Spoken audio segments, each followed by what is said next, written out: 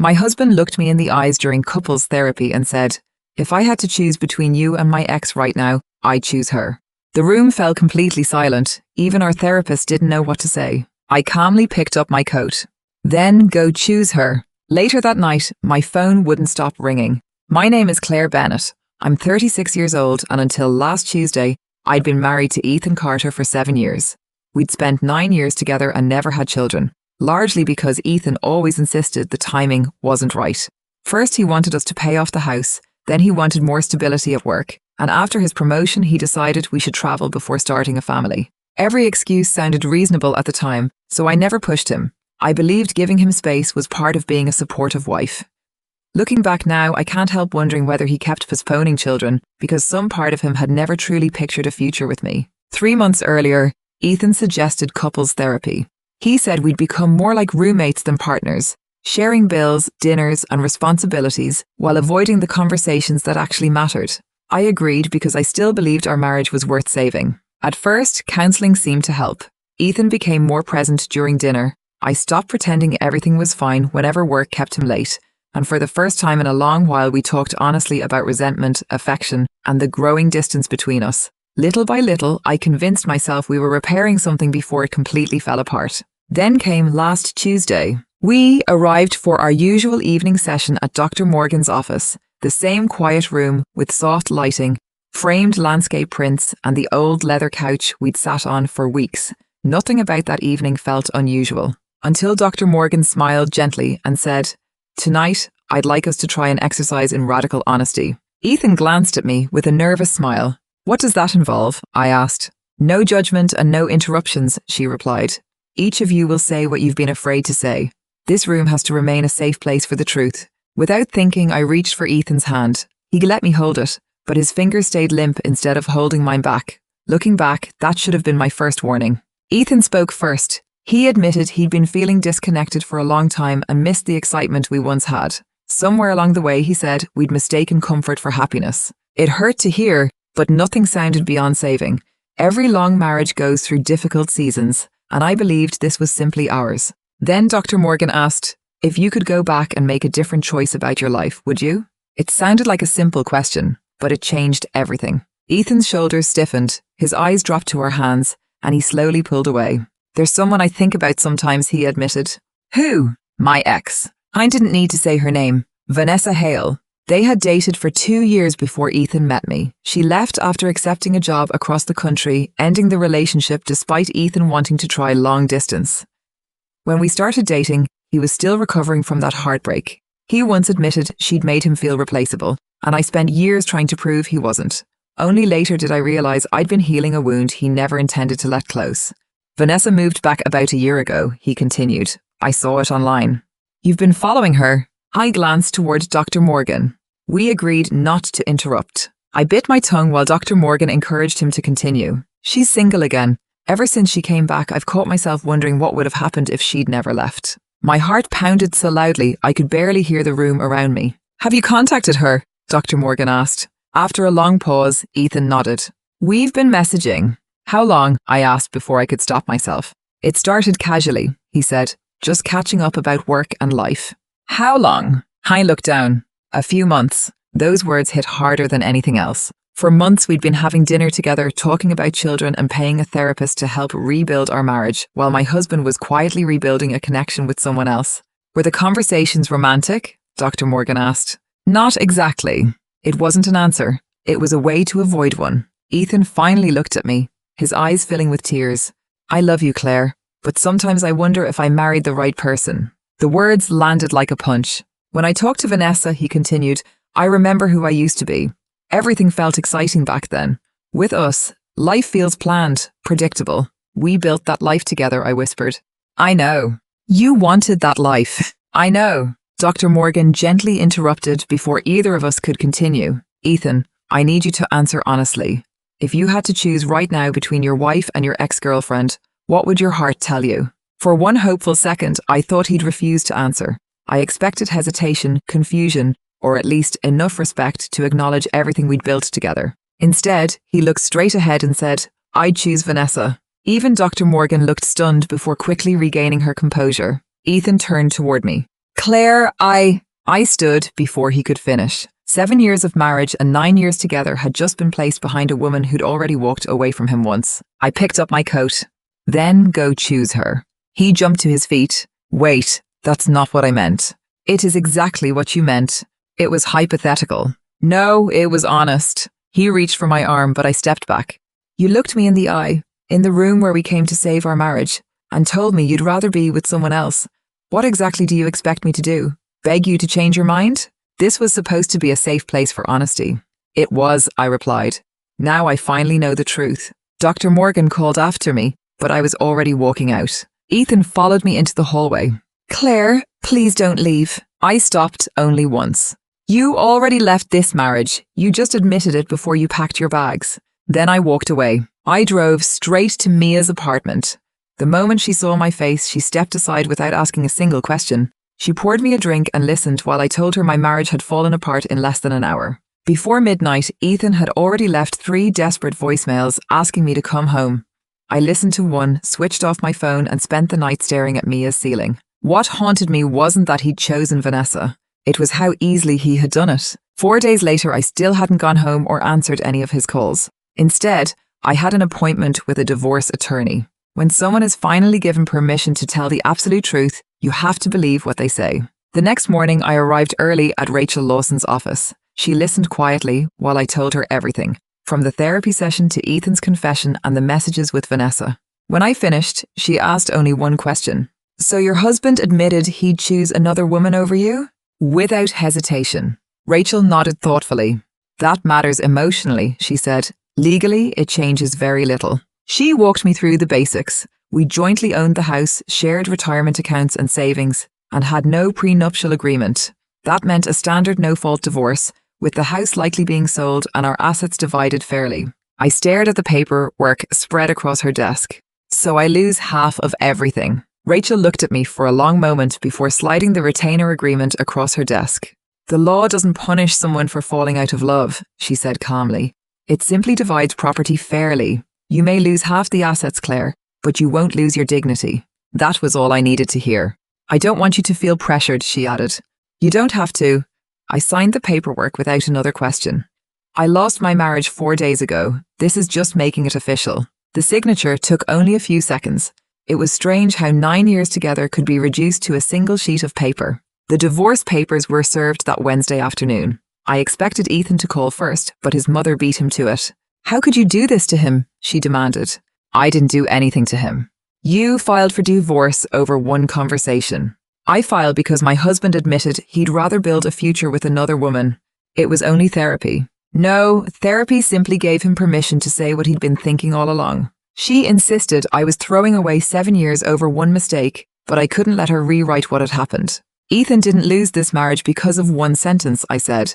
He lost it because that sentence revealed where his heart had been for a long time. She called me stubborn and said marriage required forgiveness. I told her marriage also required respect.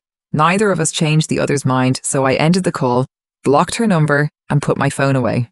I hated blocking people, but sometimes peace begins with refusing to keep the same argument alive. Rachel warned me that once attorneys became involved, emotions usually gave way to strategy. I understood exactly what she meant a week later when she called to tell me Ethan had hired one of the most aggressive divorce lawyers in the city. He has a reputation for dragging out cases, she explained, sliding his business card across the desk. The good news is, intimidation isn't evidence. The bad news is, they're already trying to intimidate you. I wasn't exaggerating. 2 days later, Ethan's attorney sent a formal demand insisting I immediately surrender the marital home because I'd abandoned the residence, leaving Ethan with no choice but to stay with his parents. According to the letter, that hardship justified giving him exclusive possession of the house until the divorce was finalized. I read it twice before laughing, not because it was amusing, but because almost every line distorted what had actually happened. I hadn't changed the locks, removed his belongings, or prevented him from coming home. I had simply walked away after my husband admitted he'd rather be with another woman. Rachel called as soon as she received a copy. Ignore the wording, she said. The house belongs to both of you, so neither spouse can force the other out before the divorce is finalized. So this is just pressure? Exactly. They're hoping you'll give in without realizing you don't have to. Her response went out that same afternoon, and the demand quietly disappeared. The next phase was far less dramatic, but somehow more exhausting. I spent an entire weekend gathering financial records, tax returns, mortgage documents, and years of paperwork we'd accumulated during our marriage. It was strange watching 9 years together reduced to folders on a conference table. By Monday morning, Rachel called again. "They're challenging your income disclosure." "My promotion." She confirmed it with an exhausted sigh. "They're implying you understated your future earning potential." I couldn't believe what I was hearing. "They already have every tax return." Ethan signed all of them. "I know," Rachel replied. "They aren't expecting to win this argument. They're creating leverage because every response costs you time, legal fees, and emotional energy." She was right. Every baseless accusation meant another letter, another invoice, and another meeting spent disproving something Ethan already knew wasn't true. The legal fight had stopped being about facts and started becoming a test of endurance. That was the part I struggled with most. Ethan knew I hadn't hidden a single document. Every financial record had sat in the same filing cabinet we both used for years, yet he never asked his attorney to stop making accusations he knew were false. Ethan never tried to stop any of it. A week later, Mia insisted on dragging me out for coffee. "You've been buried in legal paperwork for days," she said. "You need an hour where nobody says the word divorce." For a while, we talked about work, movies, and anything else that felt normal. Then Mia grew unusually quiet. I ran into Lauren. Lauren had worked with Ethan years earlier and still knew many of our mutual friends. "What did she say?" Mia hesitated before answering. "She almost didn't tell me because she thought it would hurt you." "I'd rather know." Lauren had been at a birthday party the previous weekend, where Ethan and Vanessa came up in conversation. That's when she learned they'd been talking for much longer than anyone realized. "Apparently Vanessa reached out first," Mia said, "about 6 months ago." The number hit me like a punch. 6 months earlier, Ethan had already reopened the door to his past. During those same months, we were planning vacations, talking about children, fixing up the house, and eventually sitting in couples therapy trying to save a marriage that, apparently, he'd already started comparing to another relationship. I thought they only reconnected recently. So did I. It explained that it began with harmless messages congratulating each other on work and asking how life had been. Over time, those conversations became longer and more personal until they were talking almost every week. I sat there staring into my coffee. By the time we started counseling, Ethan had already been reconnecting with Vanessa for twice that long. By the time he asked me to save our marriage, he'd already begun wondering whether he wanted a different one. When I told Rachel what Lauren had learned, she wasn't surprised. "It happens more often than people think," she said. "People sometimes become emotionally invested elsewhere before they've admitted to themselves that the marriage is over. So therapy wasn't really about fixing us." She chose her words carefully. "Sometimes it's about easing guilt while someone is deciding what they really want." She didn't have to accuse Ethan. The timeline did that on its own. Not long afterward, Rachel forwarded a statement from Ethan's attorney.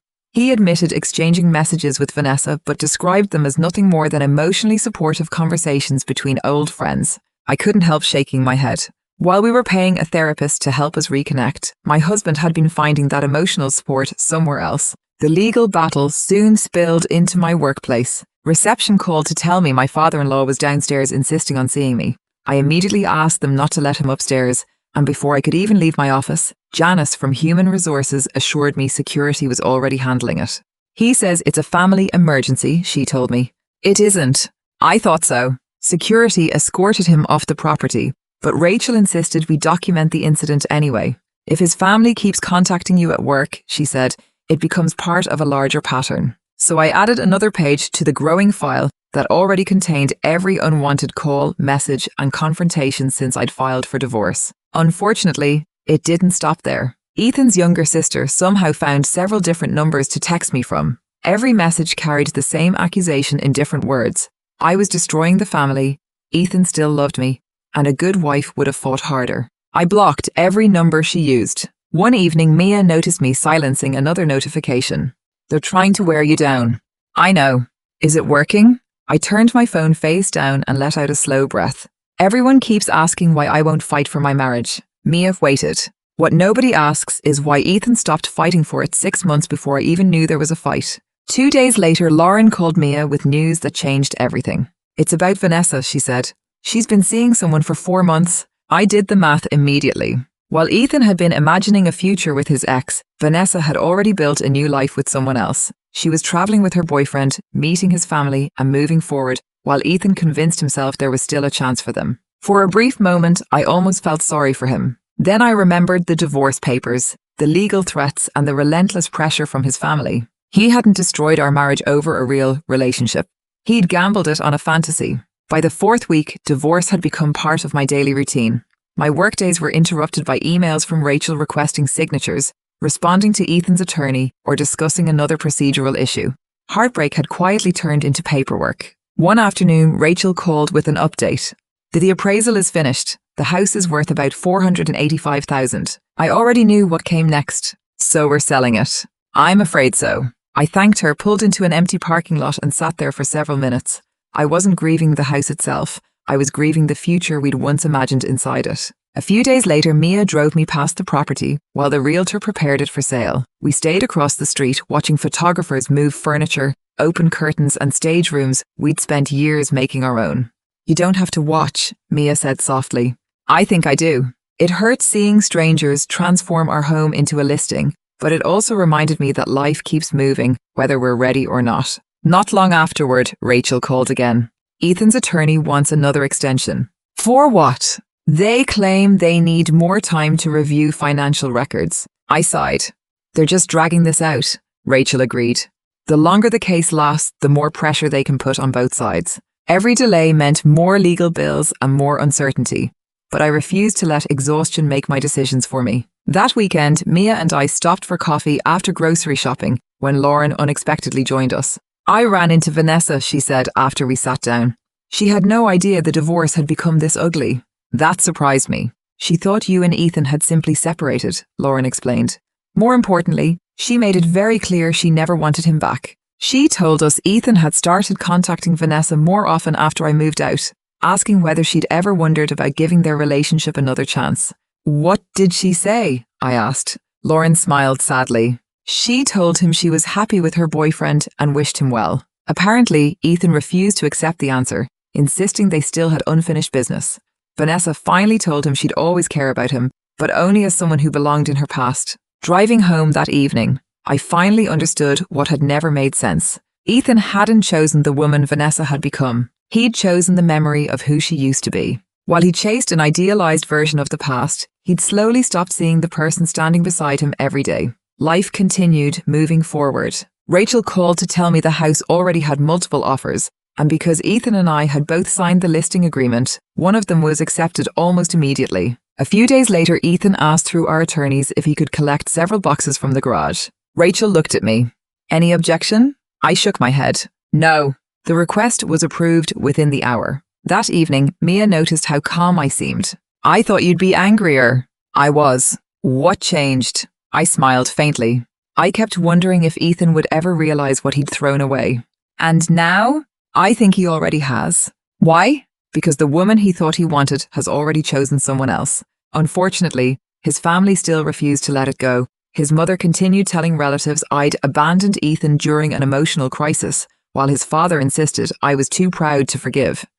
A few mutual friends questioned whether we'd reconcile, but my answer never changed. No, some accepted it. Others quietly disappeared from my life. That hurt, but it also showed me which relationships were built on loyalty instead of convenience. One Friday evening, Mia came home to find me packing boxes.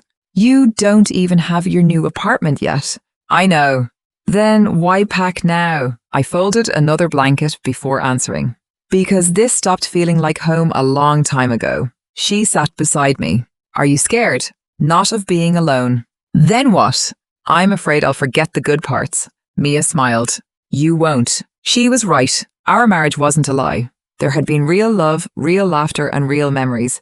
I simply refused to let one betrayal erase every good moment we'd shared. As I sealed another box, I realized something. I realized I'd spent weeks just surviving. Only then did it hit me that I was finally beginning to heal. 2 months later, Rachel called with the words I'd been waiting to hear. We're almost done. A week later, the house officially sold. After paying off the mortgage, closing costs and fees, the remaining equity was divided exactly as Rachel had predicted. Our retirement accounts and savings were split. Each of us kept our own car, and the last pieces of our shared life quietly became numbers on legal documents. Accepting that my future no longer looked the way I'd imagined turned out to be, harder than signing any legal document. Just when I thought everything was finally settled, Rachel called with one last surprise. Ethan's attorney filed another request, she said. They're asking for temporary spousal support. I almost laughed. Ethan has worked full-time our entire marriage. I know. He's a senior project manager with a great salary. I know. Rachel smiled. That's exactly why it isn't going anywhere. She was right. The hearing lasted less than 15 minutes. Ethan's attorney argued he'd sacrificed career opportunities for the marriage, but Rachel answered with employment records, promotions and salary history, proving he'd built a successful career the entire time. We had no children, no financial dependence, and no interruption to either career. The judge reviewed the documents, looked at both attorneys and simply said, "Request denied." That chapter closed as quickly as it had begun. The final hearing took place on a grey Thursday morning. I arrived early because I wasn't sure I was ready to walk inside. Mia squeezed my shoulder before I stepped out of the car. "You don't have to be strong forever," she said. "You only have to get through today." The courtroom was quieter than I'd expected. People whispered with their attorneys while families waited on wooden benches, each carrying their own version of heartbreak. Then I saw Ethan. It was the first time we'd faced each other in almost 2 months. He looked thinner, more tired, and somehow older than I remembered. His parents were seated behind him, and his mother still wore the same expression she'd had since the day I filed for divorce. The hearing itself was brief. Both attorneys confirmed the settlement. The judge reviewed the property division and financial agreements, then asked if we accepted the terms. "I do," I answered. Ethan quietly agreed. A few moments later, the judge signed the order. "Your marriage is officially dissolved." Everything we'd built together ended in a single sentence. Outside the courtroom, Rachel stepped away to finish the paperwork, leaving Ethan and me alone for the first time since therapy. "I never wanted any of this," Ethan said quietly. "I never believed you meant to hurt me," I replied. "Then why can't we fix it?" I looked at him for a long moment. "Because if you'd lied to me for years, at least I'd understand what happened. Instead, you answered one honest question, and that answer told me everything I needed to know." I was confused. "I believe you." I wasn't thinking clearly. "I believe that too." Hope flickered across his face until I continued. "But confusion doesn't change the truth. You didn't invent those feelings in that room. You finally admitted they were there." He lowered his head. "I wish I could take it back." "I don't." He looked up again. "If you hadn't said it, I might have spent years wondering why our marriage always felt incomplete. Instead, you gave me something painful but honest. It destroyed us." I shook my head.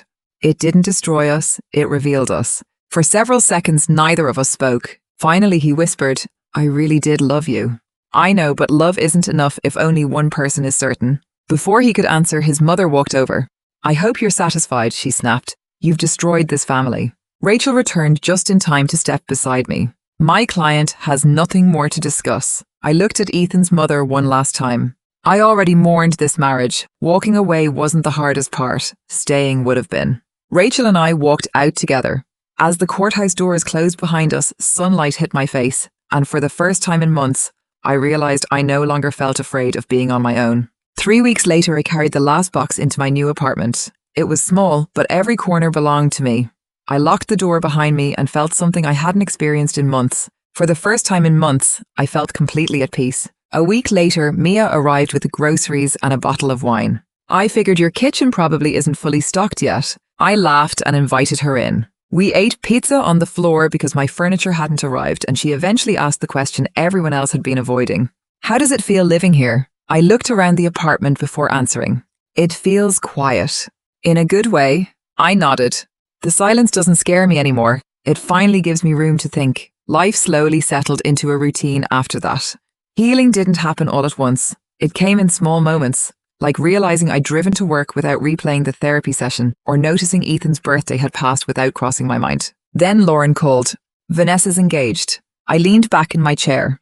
"To the same boyfriend?" "Yes." After seeing the announcement, Ethan reportedly reached out more than once, but Vanessa never responded. Hearing that, I finally understood the full tragedy of everything he'd done. He hadn't chosen another woman. He'd chosen the possibility of a life that no longer existed, while the woman he'd imagined a future with had already built one without him. Later, mutual friends confirmed what Vanessa had been telling people all along. She cared about Ethan, but only as someone who belonged in her past. Their conversations had never been an invitation to start over. Only Ethan had believed there was still a future waiting for them. Not everyone believed my side of the story. His mother certainly didn't. She told anyone who would listen that I'd abandoned Ethan during a mental health crisis, claiming therapy had uncovered temporary emotional confusion, and I'd walked away instead of standing by my husband. Some relatives accepted her version without question. Others never bothered asking for mine. Eventually, I stopped trying to defend myself. I'd learned that people determined to misunderstand you rarely change their minds. The divorce quietly revealed something else too. Some mutual friends disappeared. Group chats went silent. Birthday invitations stopped arriving. And one couple we'd known for years unfollowed me without a word. At first it stung, but the feeling didn't last. The people who mattered had asked what happened before deciding what to believe. Mia stayed. Lauren stayed. So did a few co-workers who checked in without turning my life into gossip. In the end, I lost acquaintances, but kept the people who truly cared. One evening, an email from Ethan appeared in my inbox. Every other way of contacting me had been blocked, so this was his last attempt. For several minutes, I considered deleting it unopened. Instead, I read it. He admitted he'd spent months replaying the therapy session and had finally realized his biggest mistake wasn't answering honestly.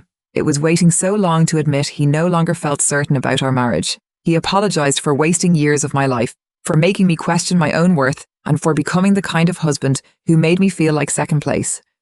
He ended by saying he hoped I would one day find someone who chose me without hesitation because that was what I had always deserved. When I finished reading, I simply closed the email. It was the most honest thing he'd said in a long time, but it didn't change anything. No apology could undo what had already been revealed, and some conversations don't need another reply. That weekend, I drove past our old house for the first time since it had been sold. The new owners had planted flowers by the front door, children's bicycles rested beside the garage, and the place already looked like it belonged to someone else. To my surprise, the house didn't hurt to look at anymore. It no longer felt like my home. It belonged to another family now, just as my old life belonged to another version of me. I got back into my car, started the engine, and drove away. This time, I never looked in the rearview mirror.